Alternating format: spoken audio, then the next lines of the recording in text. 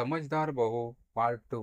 इधर सचिन मधुसूदन जी और सरला जी को लेकर हॉस्पिटल पहुंचा।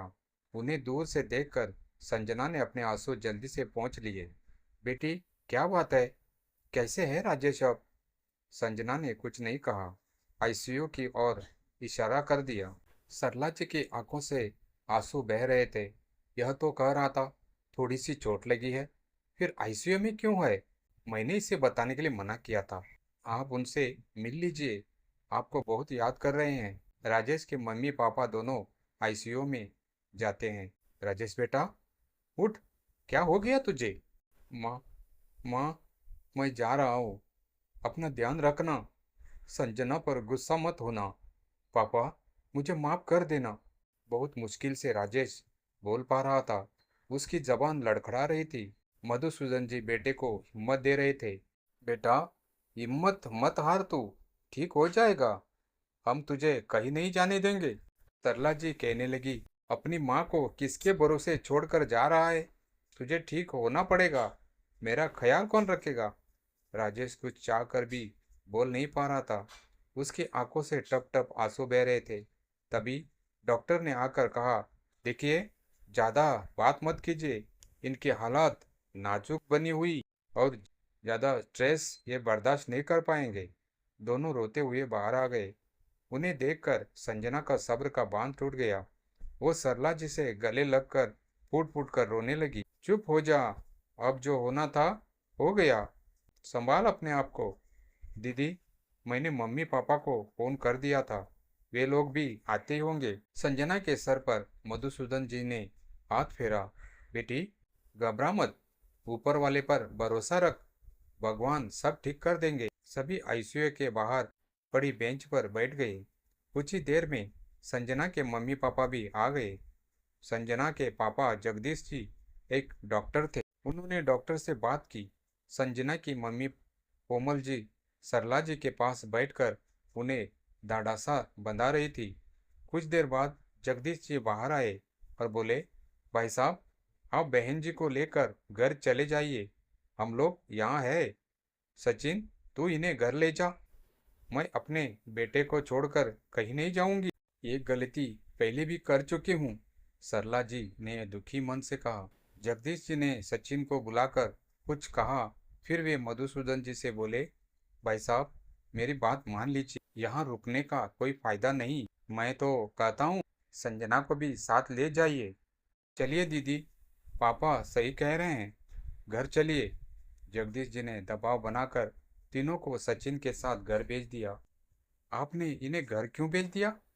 कोमल, कुछ नहीं बचा, राजेश हमें छोड़कर चले गए।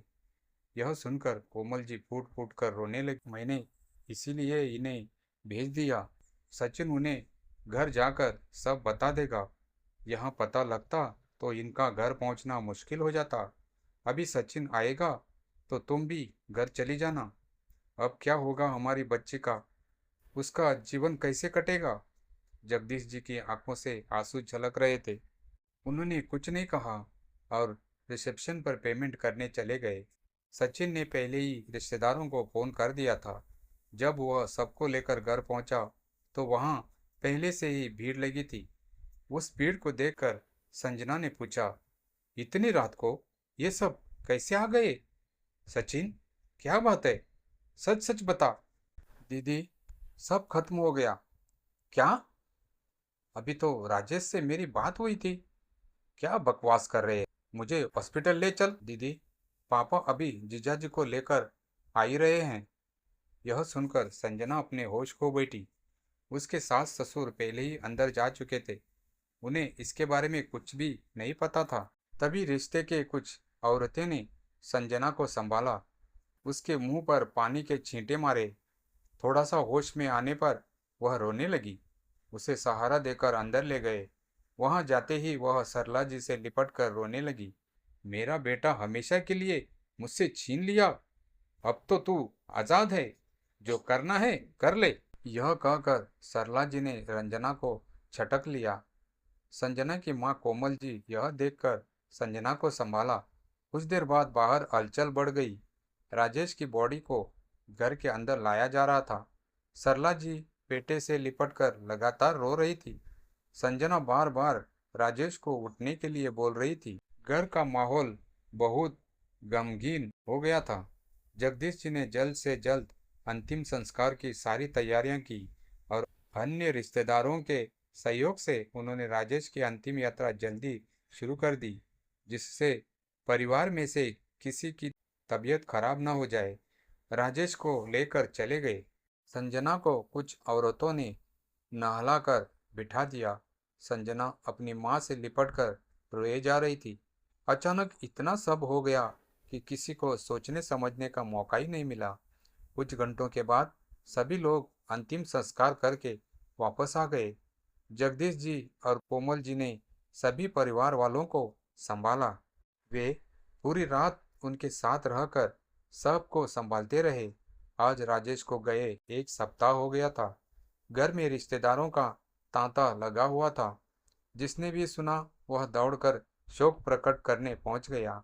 वही रिश्तेदारों के बीच बैठी संजना अब पहले से कुछ संभल गई। उस दिन शाम को जब सभी रिश्तेदार चले गए, तब सरला जी ने मधुसूदन जी से कहा, सुनो जी, हमारा बेटा तो चला ही गया है।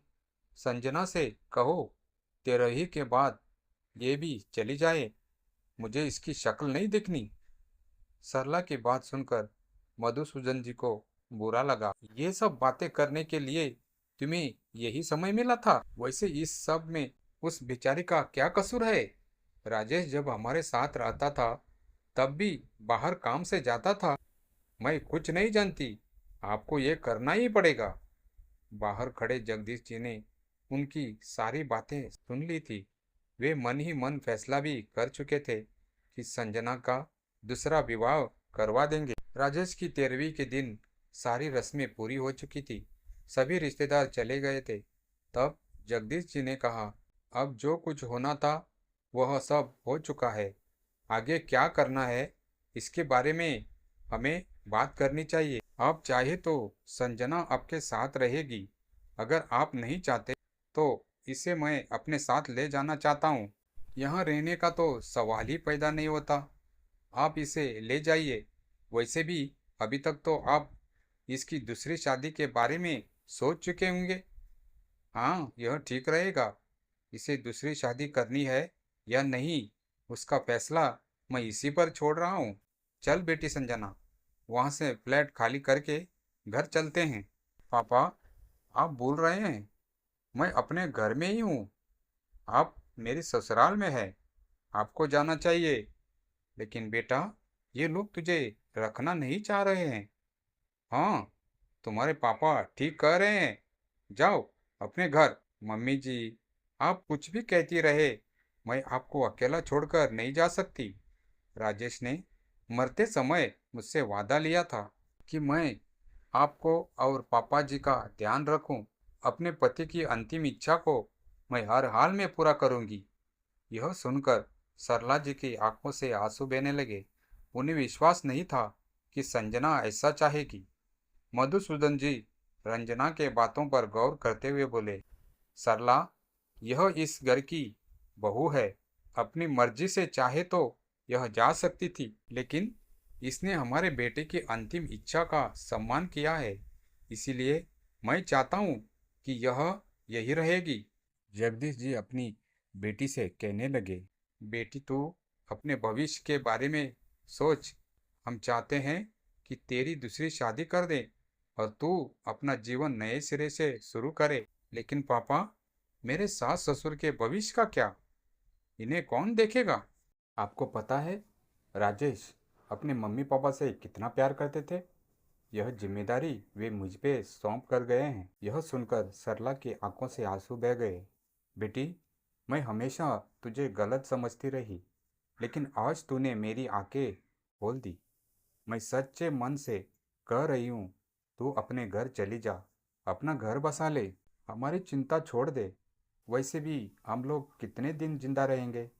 हमारे लिए राजेश की यादें ही काफ़ी है। दोस्तों, क्या संजना दूसरी शादी कर लेगी या अपने सास ससुर के देखभाल में जिंदगी बिताएगी? जानने के लिए कहानी समझदार बहू पार्ट 3 में पढ़िए।